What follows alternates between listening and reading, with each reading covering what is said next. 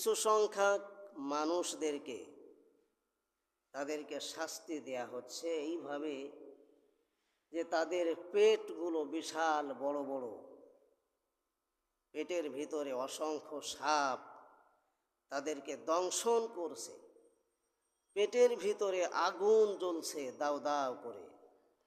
ওই লোকগুলি চিৎকার করে কান্নাকাটি করছেন এবং ছুটাছুটি করছেন। বিশ্বনবী হজরতে জিবরাইল আলাইহিস সালামকে জিজ্ঞেস করলেন যে, ভাই জিবরাইল, এই লোকগুলিকে এইভাবে শাস্তি দেওয়া হচ্ছে কেন?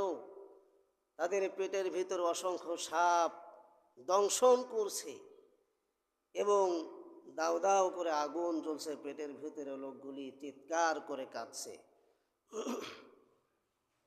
ভাইরা আমার, হযরতে জিবরাইল আলাইহিস সালাম বিশ্ব নবীকে বললেন, ইয়া রাসূলুল্লাহ, এই হলো ওই সমস্ত লোক যারা পৃথিবীর জমিনের সুদ খেত। কি করত? যারা সুদ খেত।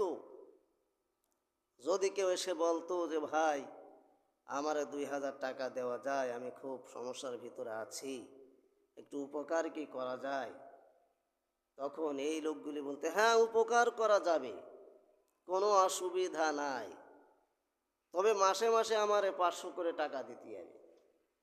যতদিন আমার এই 2000 টাকা তুমি একসাথে পরিশোধ করতে না পারবে, ততদিন আমারে মাসে মাসে 200, 500, 300 করে টাকা দিতে হবে। হয় 200 নাই 300 নাই, একটা ধার্য করে আর কি। কেউ যদি এসে বলতো, ভাই আমার 10 মণ ধান দেওয়া যায়, খুব সমস্যার ভিতরে আছি, তাহলে হ্যাঁ ধান দেওয়া যাবে, নিয়ে যাও, মাসে মাসে আমার 100 টাকা করে দিবা। যেই দিন তুমি 10 মণ ধান আমাকে সম্পূর্ণ দিতে পারবা, ওই দিন থেকে তোমার এই সুদ আর দেওয়া লাগবে না। আছে না নেই? এই সুদ খাওয়ার মানুষ রাসূলুল্লাহ বলেছেন যে তাদেরকে এইভাবে কিয়ামতের ময়দানে বিশাল বড় বড় পেট হবে, এই পেটের ভিতরে সাপে দংশন করবে, পেটের ভিতরে আগুন জ্বালিয়ে দেওয়া হবে, তারা চিৎকার করতে থাকবে।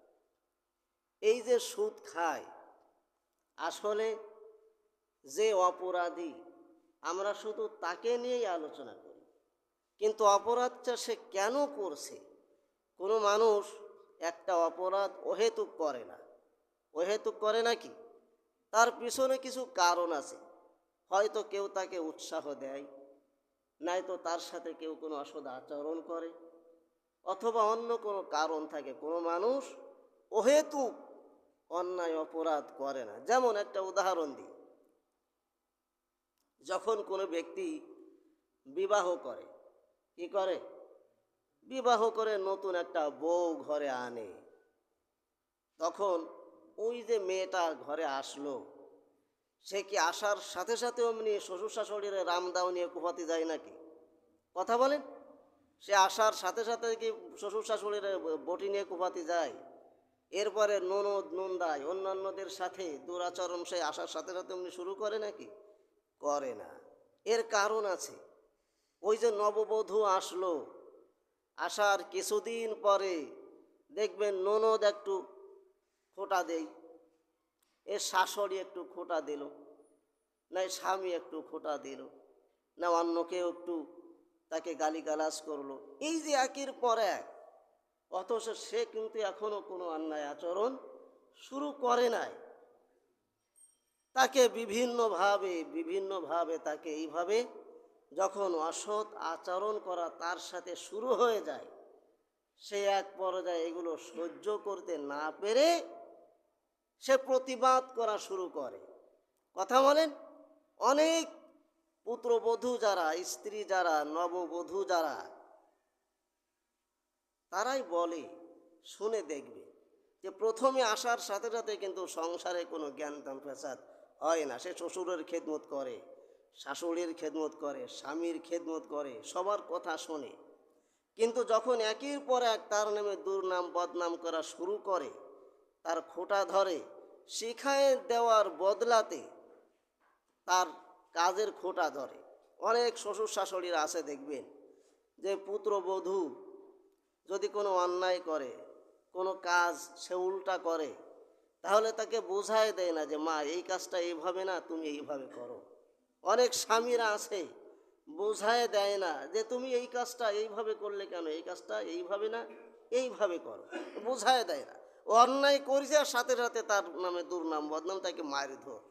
কথা বলেন, এই যে সূত্র, এই সূত্র ধরে ওই পুত্রবধূ এক সময় সে আর কারোর কোনো কথা শুনতে চায় না, সে প্রতিবাদ শুরু করে দেয়। এই সময় দোষ হয়ে যায় যে এই বউ ভালো না। কথা বলেন, এই স্ত্রী ভালো না, অথচ এই স্ত্রীকে খারাপ বানাইছে কিন্তু এই শ্বশুর শাশুড়ি, স্বামী এবং ননদ এবং অন্যান্যরা।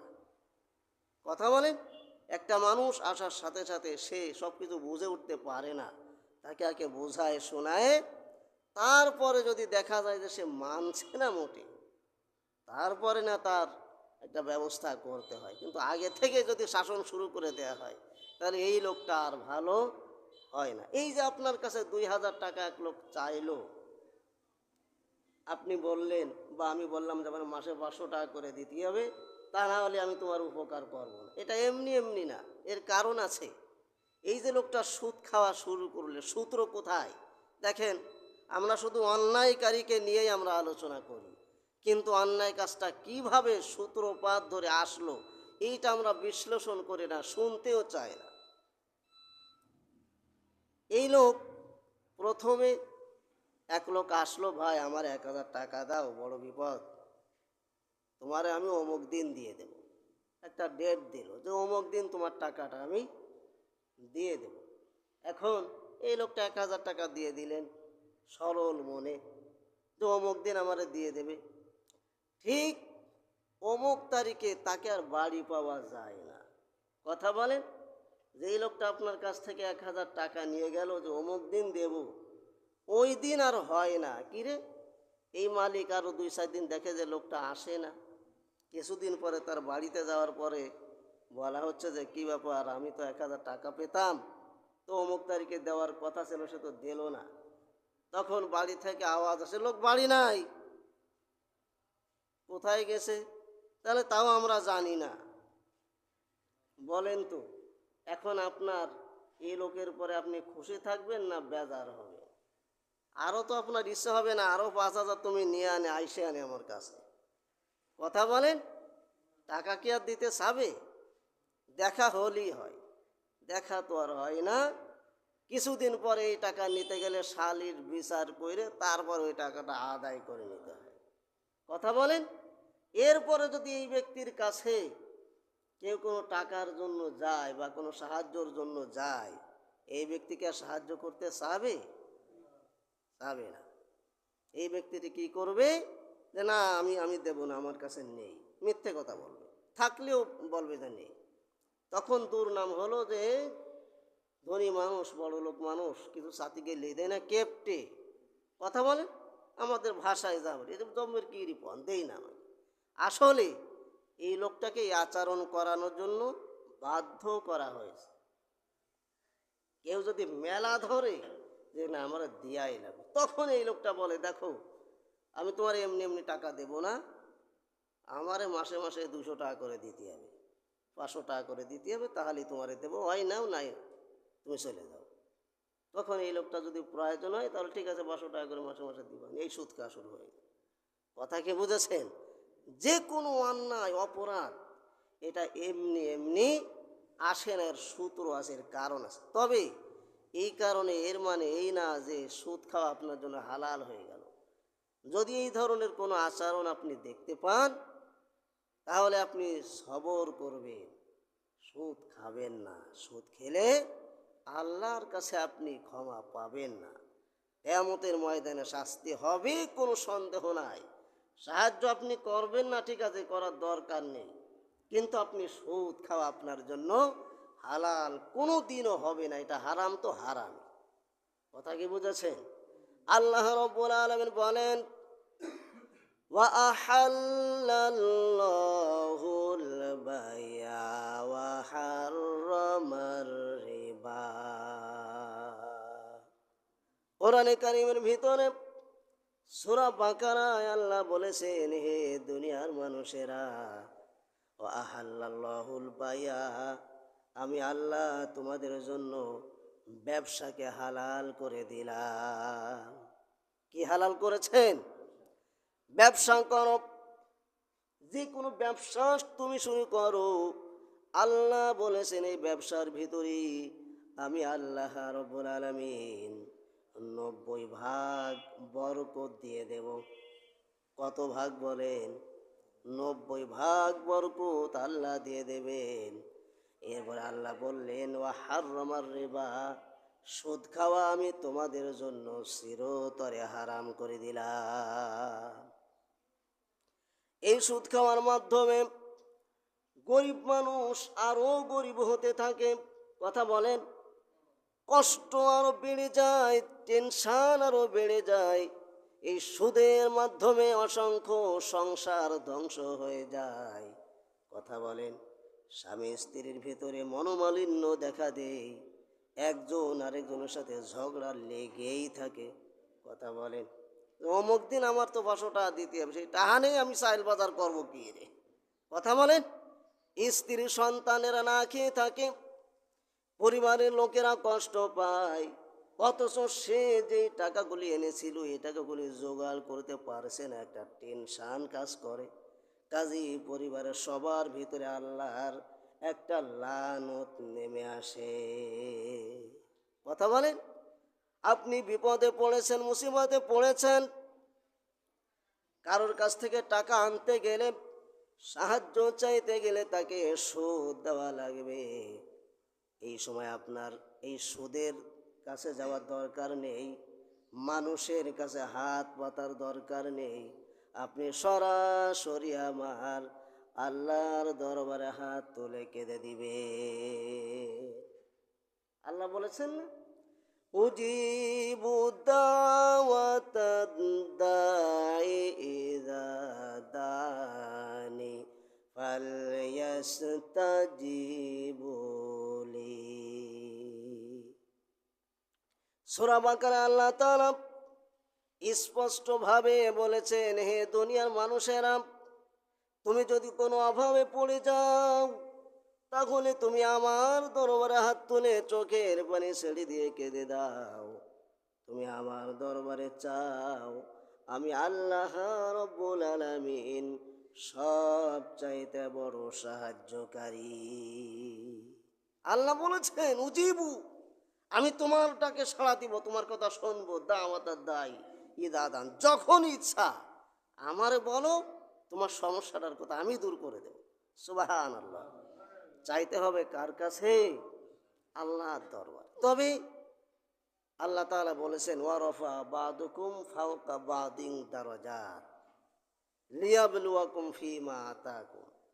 আমি আল্লাহ ধনী গরিব এই জন্য বানাইছি যে ধনীরা সাহায্য করবে গরিবদেরকে, গরিবদের কোনো প্রয়োজন হলে তারা ধনীদের কাছ থেকে মেটায় নেবে।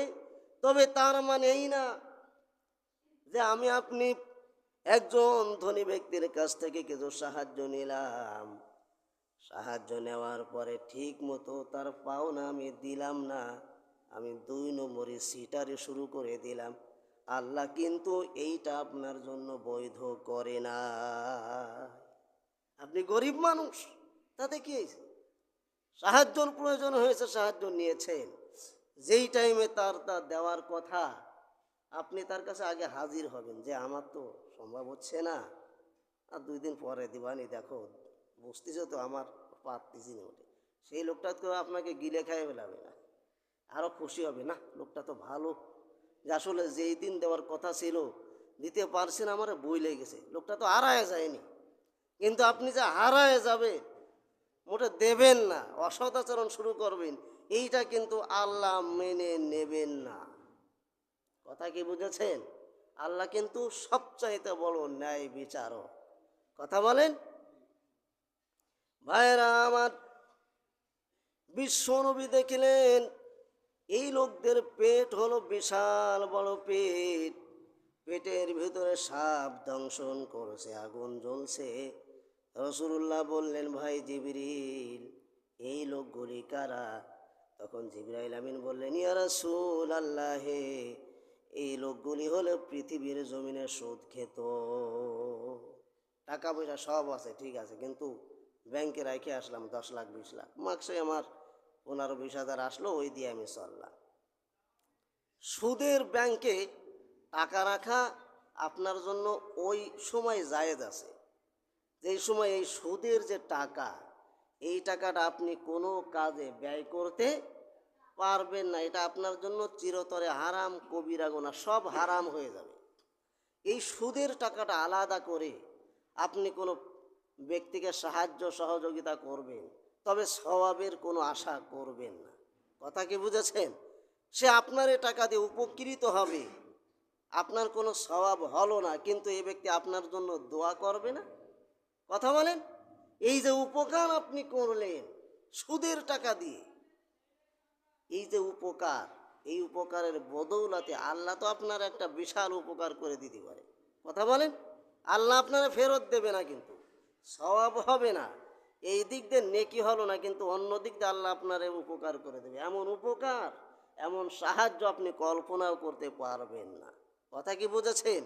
এই ক্ষেত্রে আপনার সুদী ব্যাংকে টাকা রাখা বৈধ আছে, কিন্তু যদি এই নিয়ত হয় যে কিছু টাকা আসবে ওই দিয়ে আমি চলবো, তাহলে আপনার শরীর সব হারাম হয়ে যাবে। কি হবে ভাইয়েরা আমার? গুজিয়া বিল হারাম, বিশ্ব নবী বলেছেন ওই ব্যক্তির নামাজ আল্লাহর দরবারে কবুল হবে না, তার নামাজ কবুল হবে না, তার হজ কবুল হবে না, তার জিকির কবুল হবে না, তার কোরআন তেলাওয়াত কবুল হবে না, কোনো আমল আল্লাহ কবুল করবেন না। যে ব্যক্তির গোটা শরীরটা হারামে পরিণত হয়েছে। সুদ যে ব্যক্তি খাবে তার গোটা দেহ হারাম হয়ে যাবে। এই হারাম দেহ নিয়ে আল্লাহর কুদরতি কদমে সিজদা দেওয়াও হারাম। কথাকে বুঝতে পেরেছেন? যেই ব্যক্তি সুদ খাবে তার গোটা শরীরটাই হারাম, কোনো ইবাদত কবুল হবে না। এই অবস্থায় ইবাদত করাও আপনার জন্য কি জায়েজ কিনা আপনি বুঝে দেখেন। যদি তওবা করে ফিরে আসি, আল্লাহ আর কোনো দিন সুদ খাবো না, ওইখান থেকে জায়েজ হয়ে যাবে, ওইখান থেকে বৈধ হয়ে যাবে। কিন্তু এই হারাম দেহ, রাসূলুল্লাহ বলেছেন যে হারাম দেহ কোনো দিন জান্নাতে প্রবেশ করতে পারবে না। ভাইরা আমার, সুদের টাকা আমি খেলাম, এই সুদের টাকা আমার স্ত্রী খেল, স্ত্রীর দেহটাও হারাম হয়ে যাবে, তারও নামাজ রোজা আল্লাহর দরবারে কবুল হবে না। এরপরে আমার এই সুদের টাকা খেলো আমার সন্তানেরা, আমার সন্তানদের কোনো ইবাদত আল্লাহর দরবারে কবুল হবে না, কারণ সুদের টাকা যেই শরীরের ভিতরে ঢুকে যাবে এই শরীরটা হারাম হয়ে যাবে। কথা কি বুঝেছেন? এই সুদের টাকা দিয়ে আমি আমার আব্বা আম্মার খেদমত করলাম। কার খেদমত বলেন? মা বাবের খেদমত করলাম। লক্ষ লক্ষ টাকা সুদের টাকা নিয়ে মা বাবের খেদমত করে আমি মনে করতেছি জান্নাত মোটামুটি আমার বারান্দায় চলে আসছে। নাউজুবিল্লাহ বলে, আছে না ভাইয়েরা আমার? আপনি মা বাপের খেদমত করলেও একটা নেকিও আল্লাহ আপনার আমলনামায় দেবেন না। শুধু তাই নয়, আপনার মা বাপ যদি জানে আমার ছেলে সুদের টাকা আমারে খাওয়ায়, কোন টাকা? আমার ছেলে সুদের টাকা আমাকে খাওয়ায়, তাহলে জানি তো শরীরে যদি কোনো ব্যক্তি সুদের টাকা ভক্ষণ করে, ওর দ্বারা কিছু খায়, তাহলে তারও ইবাদত সম্পূর্ণ ধ্বংস হয়ে যাবে, নষ্ট হয়ে যাবে। ওই ইবাদত আল্লাহর দরবারে কবুল হবে না, হবে না। তাহলে এক সুদের টাকার কারণে আমার ইবাদত কবুল হলো না, আমার স্ত্রীর ইবাদত কবুল হলো না, আমার সন্তানদের ইবাদত কবুল হলো না, আমার আব্বা আম্মার ইবাদত কবুল হলো না, আমার গোটা পরিবার ধ্বংস হয়ে গেল একমাত্র সুদের টাকার কারণে। এইবার আপনি বুঝে দেখুন, এইভাবে যদি চলে কবরে যাওয়া হয় তাহলে গোটা পরিবারের সব তো জাহান্নামে ঢুকে যাবে। কথা কি বুঝেছেন? এই সুদের টাকা কি মসজিদ মাদ্রাসায় দান করা যাবে? অনেকে তো এই করে। হ্যাঁ, মসজিদ মাদ্রাসায় দান করা যাবে। কোথায়? ওই পায়খানায়। কোন জায়গায়? যে ভাই মসজিদ তো তৈরি করছেন, পায়খানা আছে না আপনার? পায়খানা নির্মাণ করা, হ্যাঁ, তাহলে এই টাকাটা সুদের টাকা বলে দিতে হবে আপনার। আমার এই টাকাটা হলো সুদের টাকা ভাই, পায়খানায় লাগাবেন, মসজিদে লাগাবেন না। কিন্তু ওই সুদের টাকা যদি মসজিদে লাগানো হয় তাহলে ওই মসজিদে ইবাদতও কবুল হবে না। কথা কি বুঝেছেন? সুদের টাকায় পবিত্র আল্লাহর ঘর, পবিত্র মসজিদ, যেখানে মানুষ সিজদা দেবে, এই জায়গাটায় খাটাতে হবে পবিত্র টাকা। কোন টাকা? হালাল টাকা। আপনি হারাম টাকা। এখন মাসালা হলো, যদি কোনো ব্যক্তি টাকা নিয়ে আসে, ভাই আমি আপনার মসজিদে 10 লাখ টাকা দেব, এখন কমিটিতে আমরা তো আসলে এই কথা বললেই অনেকে বেজার হয়ে যায়। আসলে বেজার হয়ে না, ভালোর জন্যই তো বলা হচ্ছে নাকি? আমারে রাখা হয়েছে তো আপনাদের উপকারের জন্য না ক্ষতির জন্য? আমি যদি আপনাদের সঠিক কথাটা বইলে উপকার না করি তাহলে আমার এই বেতনটাও তো হারাম হয়ে যাবে। কথা কি বুঝেছে ভাইরা আমার? যদি কোনো ব্যক্তি 10 লাখ টাকা নেয়, ভাই মসজিদের টাকা দেব 10 লাখ, আচ্ছা ভাই 10 লাখ টাকা দেবেন, ঠিক আছে, আপনি বলেন এই টাকাটা কি আপনার হালাল না হারাম? এটা অনেকে জিজ্ঞেস করে না, তাই বলছি আর কি। অনেকে কি, কিন্তু আপনার দায়িত্ব এটা, টাকাটা তো দেবেন ভাই, সম্পূর্ণ কি হালাল আছে? যদি বলে যে ভাই এ টাকাটা মিশে গেছে, হালাল টাকা হারাম টাকা, সুদের টাকা বৈধ টাকা মিশে গেছে, এই মিশানো টাকা আমি আপনারও 10 লাখ টাকা দিচ্ছি, কথাটা বুঝে নিয়ে। যদি মিশে যায়, আমার সুদের টাকা আর হালাল ইনকামের টাকা এটা মিশে গেছে, এটা কি এখন যে আমার এই 10 লাখের ভিতরে কয় লাখ হারাম আর কয় লাখ হালাল, এটা আমি বুঝে উঠতে পারতেছি না। এটা আমি বুঝে উঠতে পারতেছি না। এখন আপনি কি করবেন? তখন আপনার সব টাকাই হারাম হয়ে যাবে। সব টাকা কি হবে? কথা কি বুঝেছেন? হালাল এবং হারাম, হালাল এবং হারাম যদি মিশে যায় তাহলে সব হারাম হয়ে যায়। আপনারা তো বোঝেন, বোঝানো লাগবে না। আপনার এক বোতল মধুর ভিতরে যদি 1 ফুটা কিরাসিন তেল দেওয়া হয়, আপনি বলেন তো যে কিরাসিন তেল কতটুকুন আলাদা থাকবে আর মধু কতটুকুন আলাদা থাকবে? আলাদা থাকবে নাকি? মিশে যাবে না? আপনি কি 1 ফুটা 1 সির মধু আপনি কি ওইতে পান করতে আপনি পারবেন? বলেন, সব হারাম হয়ে গেল না? মানে সব কিরাসিন তেল হয়ে যাবে না? এই কারণে হালাল এবং হারাম যদি এক হয়ে যায় তাহলে সব হারাম হয়ে যায়। সব কি হয়ে যাবে? নেকি এবং গুনাহ যদি এক হয়ে যায়, আমি নামাজও পড়লাম আবার চুরিও করলাম, আছে না নেই বলেন? মসজিদে জামাতে নামাজ পড়তে আসলাম, জুতো 1 জোড়া নিয়ে চলে গেলাম, কথা বলেন, মসজিদে নামাজ পড়তে আসলাম, নেকি হলো না? নেকি হবে, আল্লাহ ইনসাফ করবেন, ন্যায় বিচার করবেন। ঠিক আছে, নামাজ পড়ি তোর সব আল্লাহ দেবেন, কিন্তু আপনি যে জুতো নিয়ে গেলেন এর মধ্যে এই কারণে মনে হয় যে আর নেকি গুনাহ আল্লাহ দেবেন না। না থাক, ওই নেকির কারণে গুনাহ তোমার মাফ হয়ে যায়। মাফ হবে নাকি? ওই যে নেকি, নামাজ পড়লেন নেকি হলো, জুতা চুরি করলেন গুনাহ হলো না? এই নেকি আর গুনাহ এক হয়ে গেলে সব গুনায় পরিণত হয়ে যায়। কথা কি বাংলা বুঝেছেন? নামাজে আপনার আর কোনো কাম হবে? ওই নামাজে আপনার আর জান্নাতে নিতে পারবে না, ওই জাহান্নামে টানিয়ে নিয়ে যাবে। কথা কি বুঝেছেন? এই জন্য যারা এই জুতা চুরি করার নিয়াতে আসে, আসলে এইগুলো কিন্তু খুব অন্যায় কাজ। এইগুলো কি অন্যায় কাজ। কিয়ামতের ময়দানে যারা চুরি করবে এদেরকে আল্লাহ তাআলা অন্ধ করে উঠাবে। কি করে উঠাবেন? কিয়ামতের ময়দানে যারা চুরি করবে, ডাকাতি করবে, ছিনতাই করবে, অপরের ধন সম্পদগুলি ছিনায় নিয়ে যাবে, এই ব্যক্তিদেরকে আল্লাহ তাআলা অন্ধ করে উঠাবেন। হাত পা উন্মূল হবে, হাত পাও ব্যবহার করতে পারবে না। এই শ্রেণীর মানুষেরা বুকে ভর করে করে কিয়ামতের উত্তপ্ত ময়দানে উঠবে। নাউজুবিল্লাহ বলবেন না? অন্ধ হবে, খোঁড়া হবে, ল্যাংড়া হবে, বুকে ভর করে চোরেরা উঠবে, ডাকাতেরা উঠবে, ছিনতাইকারীরা উঠবে, সব মানুষেরা এদেরকে লাথি দিবি আর পাড়াবে আর বলবে এই হলো চোর। এরা চুরি করেছে বিধায় আল্লাহ এদেরকে এইভাবে কিয়ামতের ময়দানে উঠাইছে। কথা কি বুঝেছে ভাইরা আমার? তাহলে সুদের টাকা গ্রহণ করা যাবে, ওই লোকটাকে আগে জিজ্ঞেস করতে হবে, ভাই টাকাটা কোন টাকা? যদি বলে ভাই সব হালাল, তাহলে মসজিদে কাটাই দেবেন। আর যদি বলে ভাই 10 লাখের 5 লাখ আছে আপনার হারাম, আর 5 লাখ আছে হালাল, তা ঠিক আছে 5 লাখ আপনি পায়খানায় কাটাই দেন, আর 5 লাখ মসজিদে কাটাই দেবেন। আর যদি সে নির্দিষ্ট করে না বলতে পারে, তাহলে বলবে যে আপনার সম্পূর্ণ টাকা ওই পায়খানায় কাটাতে হবে, মসজিদে কাটানো যাবে না। কারণ হলো হালাল হারাম কি হয়েছে? এক হয়ে। এখন এই কথাগুলো অনেকে আমরা কি করি না, জিজ্ঞেস করি না। এই জন্য যদি ওই হারাম টাকা হয়ে যায় আর জিজ্ঞেস না করে যদি আমরা নিই, তাহলে কিন্তু দায়ী হতে হবে নিজেদের। কথা কি বুঝেছেন?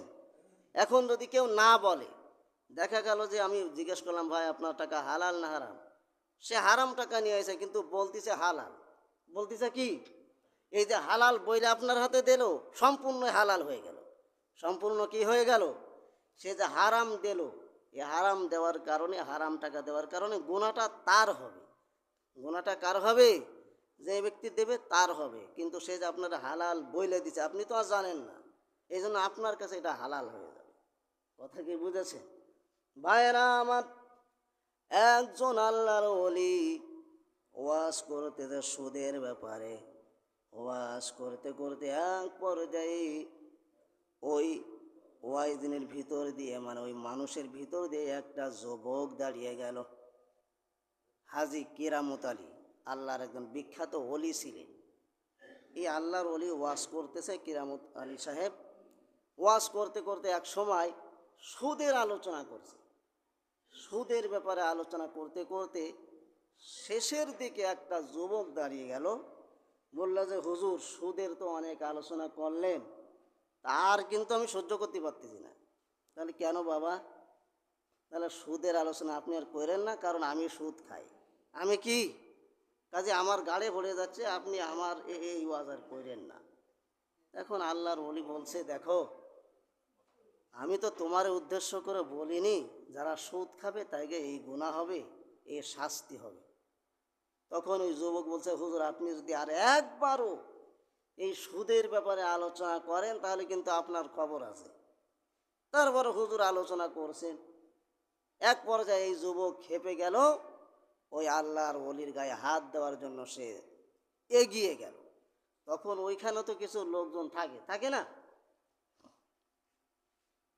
হুজুরির যারা মুরিদ ছিল, এই মুরিদরা ধরে ওই লোকটারে মারিছে, মানে মাতি মাতি মাইরেই ফেলাইছে। মাতি মারতে কি মরেই গেছে। এখন মামলা হয়ে গেছে আল্লাহর ওলির নামে। দারোগা সাহেব আসছে, পুলিশ আসছে, হুজুর আপনার নামে মার্ডার কেসের মামলা হয়েছে। তাহলে কেন বাবা? তাহলে ওই যে আপনি ওয়াজ করতেছিলেন, আপনার ওয়াজের মধ্যে এক লোক মেরে ফেলেছে আপনার মুরিদরা। এখন আল্লাহর ওলি বলছে, দেখো আমি তো আর মারিনি, আমার মুরিদরাই মেরে ফেলাইছে। না, দোষটা তো আমার না, দোষটা তো ওগে। আমি তো হিদায়তের জন্যই ওয়াজ করছি। বলছে না না, মামলা তো আপনার নামে হবে, কারণ আপনি ওয়াজ করতে এসেছেন, আপনার নামে হবে। ভাইরা আমার, এই সময় আল্লাহর ওলি বললেন, দেখো আমি তো মারিনি, মারিছে আমার মুরিদেরা, মামলা আমার নামে হয়েছে। আচ্ছা ঠিক আছে, এইবার আমার কথা হলো, আমার মুরিদেরা কিন্তু মানুষ মারিনি। আমার মুরিদেরা কি মারি নাই? আমার মুরিদেরাকে মানুষ মারিনি। মানুষ যদি মারে তাহলে মামলা আমার নামে হবে, আমি মাইনে নেব। তবে মানুষ না হয়ে যদি শূকর হয়, কি হয় কথা বলেন? যদি শূকর হয় তাহলে তো আমার নামে মামলা হবে না। তাহলে হ্যাঁ হুজুর, যদি শূকর হয় তাহলে আপনার নামে মামলা হবে না, আর যদি মানুষ হয় তাহলে আপনার নামে মামলা হবে, আপনার জেল খাটা লাগবে। এখন হুজুর বলছে, আচ্ছা ঠিক আছে, তাহলে কবর খোঁজো। কি করো? কবর খুঁজে দেখো লোকটা মানুষ না শূকর। তা কবর খুঁজে ওই পুলিশেরা দেখলো যে একটা শূকর শুয়ে আছে। কি শুয়ে আছে? সুবহানাল্লাহ বলবেন না? এই সমস্ত আল্লাহর ওলিদের জীবন কাহিনীর মাধ্যমে আমাদের জন্য শরিয়াত রয়েছে।